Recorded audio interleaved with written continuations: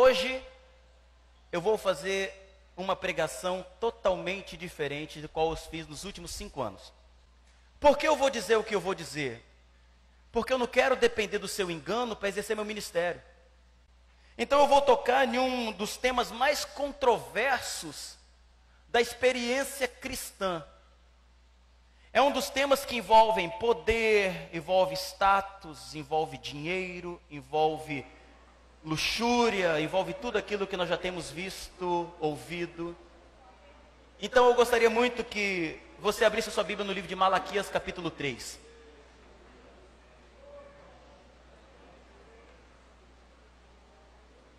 Eu vou com os irmãos, sem usar nenhum outro argumento a não ser a própria Bíblia, para que os irmãos aprendam e nunca mais sejam enganados. O meu compromisso é com a verdade, irmãos. Eu sou um homem do Evangelho, eu não sou um homem do Ministério Vida.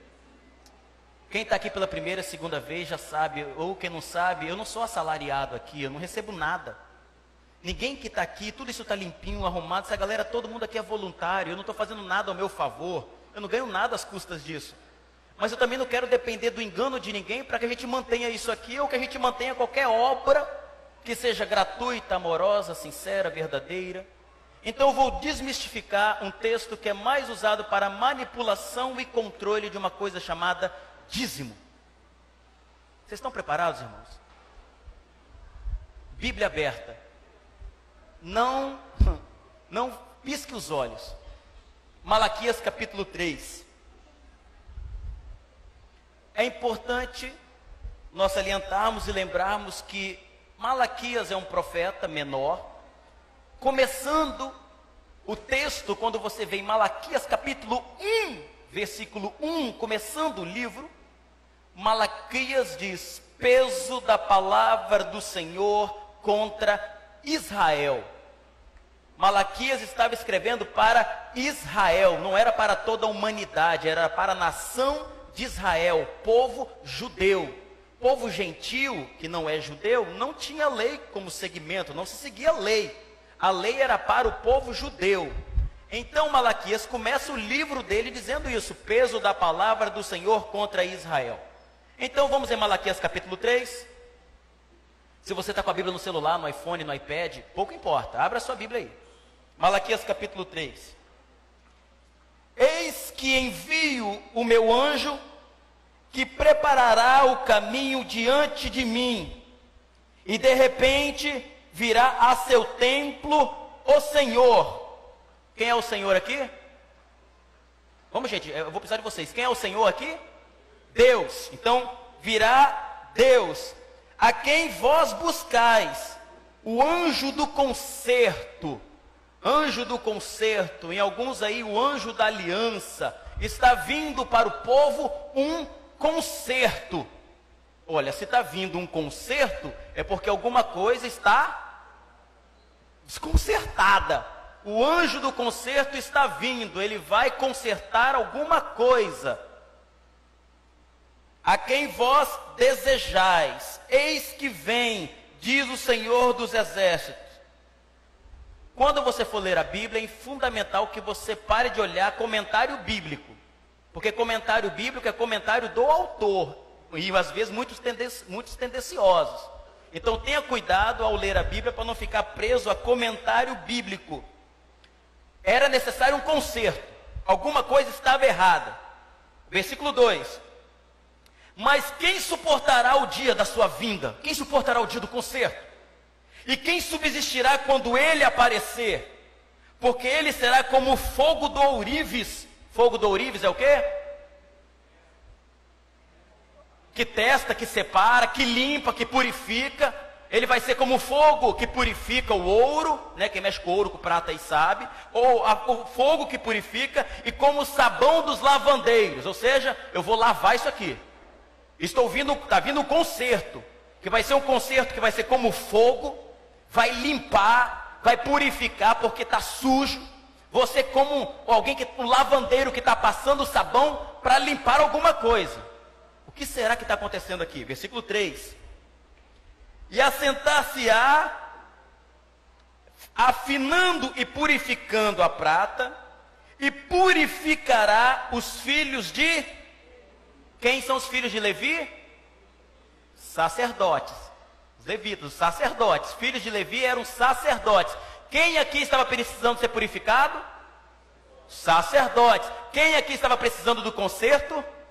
Sacerdotes. Gente, nós estamos lendo o texto, está claro aí.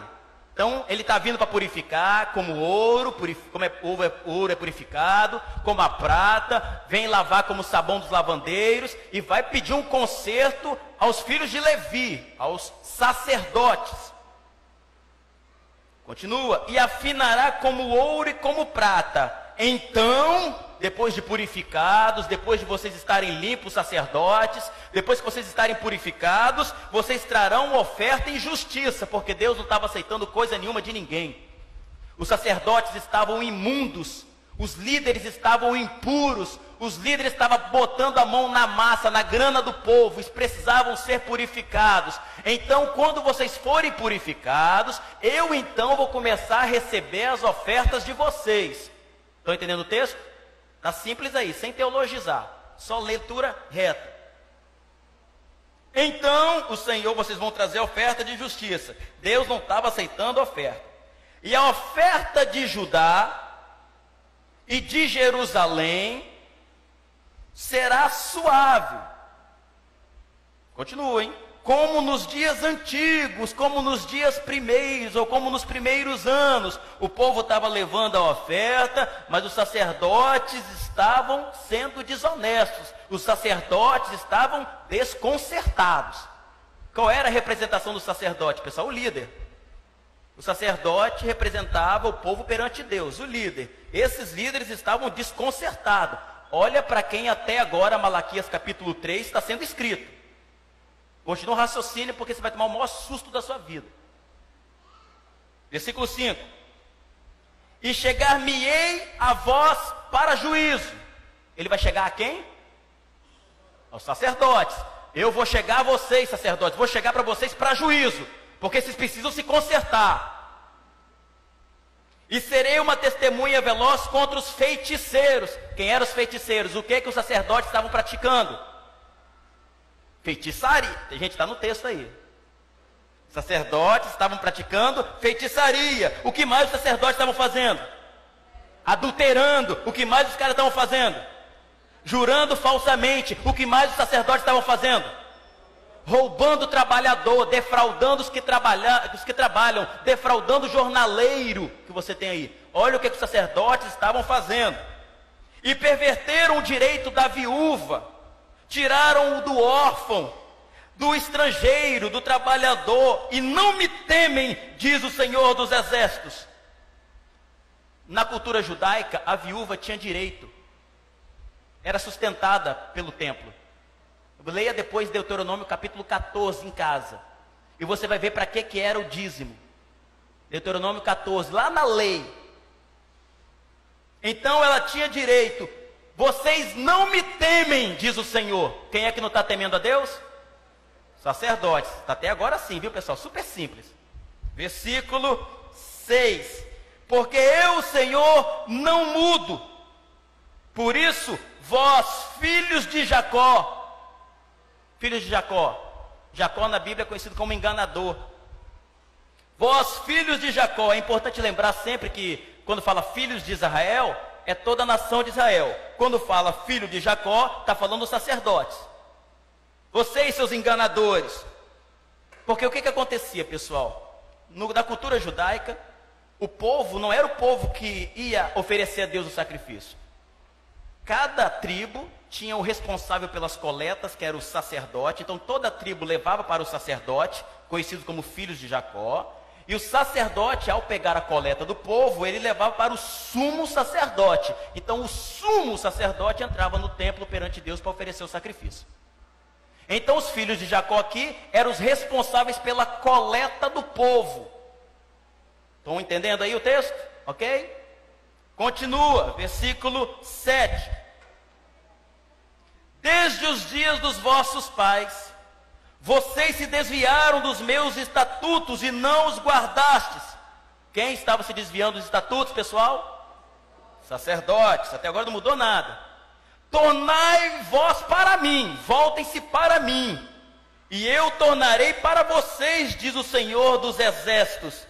Mas vocês ficam perguntando, como que nós devemos nos tornar? Quem é que está fazendo essa pergunta idiota? Sacerdotes. Versículo 8. Roubará o homem a Deus? Todavia vós me roubais e dizeis, em que nós te roubamos? Nos dízimos e nas ofertas alçadas. Quem é que está roubando? Não é o povo. Toda vez que pastor vem com esse papo, roubará o homem a Deus? Vós me roubais. Ele aponta para o povo, né? Mas essa passagem não é para o povo, é para o sacerdote, que estava roubando o povo. É só ler Bíblia, irmãos, que a gente não é enganado. É só ler Bíblia para parar de ser enganado com medo de devorador, destruidor, bicho, capeta, demônio, que é só para botar terror para as pessoas obrigadas a darem até o último tostão. Aqui é só Bíblia, eu não estou citando ninguém, só Bíblia, leitura reta, interpretativa, simples. Continua. Roubará o homem a Deus? Vocês sacerdotes, vocês têm como me roubar? Todavia vocês estão me roubando e perguntando, no que nós te roubamos? Nos dízimos e nas ofertas alçadas, com maldição sois amaldiçoados, porque me roubais a mim. Vós, toda a nação. Que nação? Nação de Israel. Para aqui. Olha que texto sério. Com maldição sois amaldiçoados. Que maldição? Vou explicar daqui a pouquinho qual é a maldição. Daqui a pouquinho. Não tem nada. Eu te amaldiçoo. Não é nada disso. Vou explicar aqui no texto, daqui a pouquinho. Só ler Bíblia para não ser enganado. A oferta que eles estão roubando é da viúva, do pobre, do jornaleiro, do trabalhador. E estão dizendo, mas no que nós estamos roubando? É isso que está acontecendo aqui. Versículo 9. Com maldição vocês são amaldiçoados, porque me roubais a mim, vós toda a nação. Você está percebendo que agora a nação toda está tomando a cabeça? Esse é o maior perigo de quem está dando dinheiro para pastor fraudulento, sustentando obra fraudulenta e dizendo, não é problema meu que eu estou dando dinheiro lá, ele que se vire com Deus. A nação toda está sofrendo por causa de pastor ladrão, por causa de sacerdote ladrão, pilantra, e você sustentando esse tipo de pilantragem. Desculpa, visitante, hoje eu tenho que passar o rodo aqui. Tem que esclarecer o povo, vou parar de ser enganado. A mãe passando fome em casa, acabou o gás, e o filho da mãe tem coragem de ir para a igreja dar todo o dinheiro, mas deixa a mãe morrendo de fome, falando que Deus vai prover. Nunca leu a Bíblia, que 1 Timóteo 5,8 diz, se alguém não cuida dos seus, e principalmente do da sua família, negou a fé, e é pior que um infiel. Aí fica dando dinheiro para o pastor ficar andando com um carro luxuoso, pagar viagem para tudo quanto é lugar, manter prédios luxuosos, templos milionários, e a pobre e a viúva, o estrangeiro pobre está morrendo de fome. Que igreja é essa? Deus que nos livre dessa porcaria aqui. E o povo morrendo de medo por causa dessa passagem, e essa passagem é para o sacerdote, não é para o povo. Aprenda a Bíblia, igreja, para não ser enganado. Com maldição, lembra essa palavrinha, com maldição sois amaldiçoados, que eu vou explicar daqui a pouquinho. Versículo 10. Todo mundo estava sofrendo por causa de pastor ladrão, hein? Cuidado aí, hein, pessoal. Capítulo 10. Trazei todos os dízimos. Trazei todos os dízimos. Ué, não é o dinheiro, não? Não era dinheiro, irmãos. Lê Deuteronômio 14.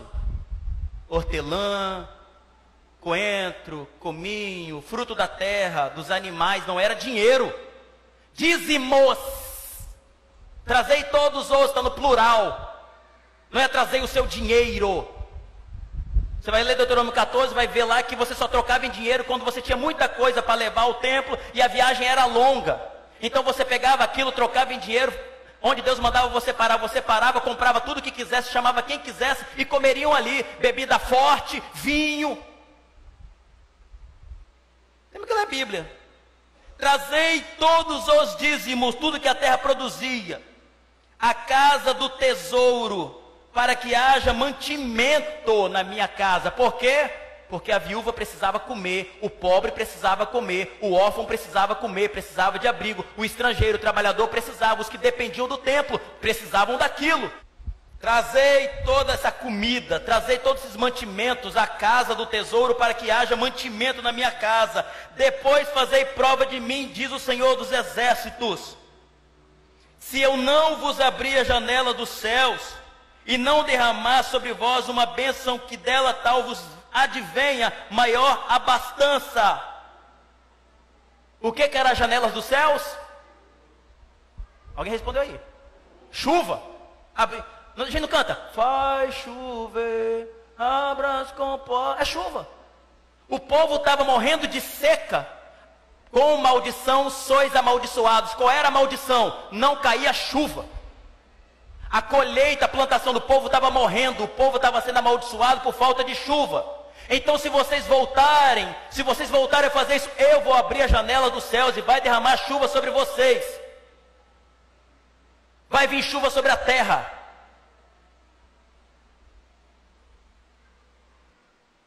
Faz prova de mim, eu vou abrir a janela dos céus. E por causa disso, e por causa de vós, repreenderei o devorador. Aí, agora aqui, ó o demônio.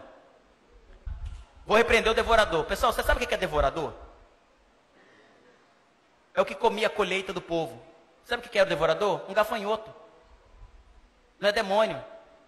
É que esse pessoal fica fazendo curso de batalha espiritual aí, inventando demônio em cachorro, em gato, falando que cachorro vê demônio em preto e branco, todo tipo de maluquice possível. E esse gafanhoto bíblico virou um demônio.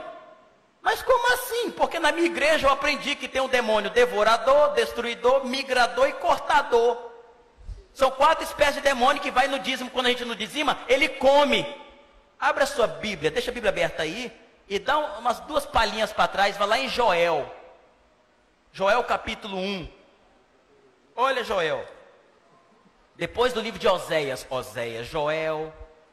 Depois de Oséias, Joel. Meu Deus do céu, a Bíblia na cara da gente, a gente pagando tora. Joel capítulo 1, versículo 4. Olha os tipos de gafanhotos, os tipos de demônios que as pessoas dizem que é, para quem não dizima. Joel 1, 4. O que ficou da lagarta, eles chamam de cortador, o comeu o gafanhoto. Esse gafanhoto é o migrador. E o que ficou do gafanhoto, o comeu a locusta, que é outro tipo de gafanhoto. Esse é locusta aqui, é o devorador. E o que ficou da locusta, o comeu o pulgão. O pulgão, outra espécie de gafanhoto, conhecido como destruidor. Não tem nada a ver com o demônio, irmãos. Eram os gafanhotos que vinham na colheita, de vez em quando, de tempos em tempos, ficavam, comia tudo e acabava com a plantação do povo. Continua no texto. E por causa de vós repreenderei o devorador, para que não vos consuma o fruto da terra, para que não coma a sua plantação. E a vide do campo não vos será estéril, não vai parar de produzir, diz o Senhor dos Exércitos. E todas as nações vos chamarão bem-aventurados, porque vós sereis uma terra deleitosa, diz o Senhor dos Exércitos. Acabou. Não tem demônio, não tem devorador, não tem roubando a Deus, porque essa palavra é para o sacerdote, não é para o povo. E está explicado. Bíblia pura, não tem enganação. Pastor, então, mas espera aí. Lá em Mateus 23, 23, abra sua Bíblia, por favor, Mateus 23, 23. É fundamental esse versículo no Novo Testamento, porque o dízimo era uma obrigação no Velho Testamento, era uma obrigação lá na lei. Não há mais essa obrigação de ninguém dizimar. Não há mais obrigação, ninguém mais é obrigado. Na lei, para o povo judeu, era uma obrigação, nós não somos judeus. Era uma velha aliança para o sustento do templo, para o sustento dos sacerdotes, para o sustento do povo lá. Nós não somos judeus. Aquilo morreu, caducou. Mateus 23, 23. Ai de vós, escribas e fariseus hipócritas, porque dais o dízimo da hortelã, do endro e do cominho, e desprezais o mais importante da lei, o juízo mais importante da lei: o juízo, a misericórdia e a fé. Vocês deviam, porém, fazer estas coisas e não omitir aquelas, seus hipócritas. Condutores cegos, quais um mosquito, e engolis um camelo. Por que Jesus mandou eles darem o dízimo? Porque era obrigação do judeu fazer isso. Porque existia o templo para eles sustentarem. E Jesus fala: vocês estão dando uma de exterior, dando o dízimo, doendo do cominho, mas vocês não estão amando. Vocês não estão buscando a verdade, a justiça, o juízo, a generosidade. Vocês deviam fazer essas coisas sem omitir aquelas. Vocês seguem a lei. É por isso que na cruz Jesus falou: está pago, está consumado, está completo, tetelestai, está feito. Uma vez e para sempre, acabou. Porque o fim da lei é Cristo, para a justiça de todo que crê. Não estamos mais debaixo da lei. Não vivemos mais debaixo da lei, estamos debaixo da graça. Então Jesus em Mateus 23 está denunciando a hipocrisia dos fariseus e não mandando dizimar. Deixa eu dizer mais 3 coisas para vocês históricas. Até o ano 600, 700 depois de Cristo, não se tem nenhum registro da igreja dizimando. Não se tem nenhum registro de Jesus dizimando. Dai a César o que é de César. O que era de César? Imposto, tinha que ser pago. Dá a Deus o que é de Deus. O que é de Deus? Amor, graça, misericórdia, voluntariado, generosidade. Dá a César o que é de César, gente. E dê a Deus o que é de Deus.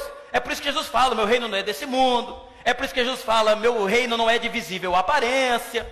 Temos que aprender com Jesus. Então dai a César, paga o que é tributo. Tributo, a honra, verdade, verdade, imposto. A ele pague. A Deus, dá a Deus o que é de Deus, cara. E o que é de Deus? A generosidade, o amor, a justiça e blá, blá, blá. Aí vem algumas perguntas básicas. Pastor, é 10%? Você tem que lembrar que Deus te deu 100%. Você é responsável por 100, não por 10 ou por 1, por 5, por 50. Você é responsável por 100% de tudo que você tem. Então a primeira pergunta que as pessoas fazem: pastor, é 10% mesmo? Dízimo é 10ª parte, 10%? Não tem isso na lei, na graça. Na lei tem dízimo, 10ª parte. Na graça não temos isso. Nós vivemos pela graça. É 10%? Segundo, eu devo dar aqui? Como assim dar aqui? Você tem que contribuir no lugar onde você vê a misericórdia, a mão de Deus sendo necessário. Onde você valoriza uma obra verdadeira, um lugar que não tem conluio, engano. Onde você é alimentado, você recebe. Você não tem partilhado dons espirituais aqui, aprendido?